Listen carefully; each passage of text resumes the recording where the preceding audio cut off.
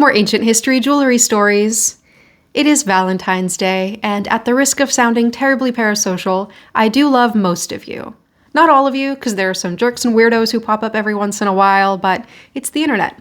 What are you gonna do?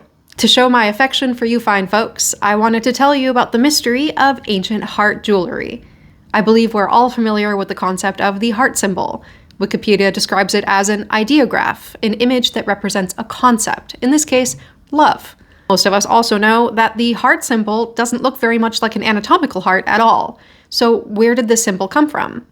The earliest example of the heart shape being used to represent romantic love dates back to the 13th century.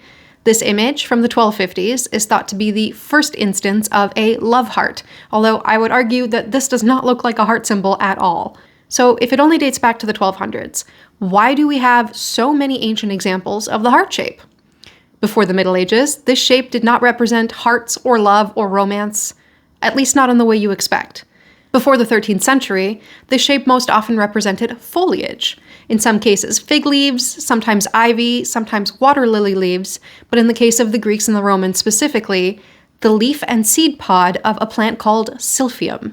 Silphium, which is extinct and has been extinct for about 2,000 years, was incredibly important to the Greeks and Romans. It was used as a spice, it was used to treat fevers, coughs, indigestion, but most importantly, it was used as an aphrodisiac and a contraceptive. Apparently, it was so effective at doing all of these things that it was driven to extinction. All of these examples of beautiful ancient heart jewelry are Greco-Roman, with the exception of this one pair of turquoise earrings which come from the Tilla Tepe hoard in Afghanistan. All of these most likely represent the seed pod of the Silphium plant. It shows up on hundreds of ancient Roman coins, and one distinguishing feature is it has this bulbous quality to the top of the heart shape. This is echoed in the cut garnets that you see in these ancient Greek pieces, which seems to confirm that these pieces do represent the Silphium seed pod. While we don't know exactly which plant Silphium was, it is suspected that it was a relative of the giant fennel plant.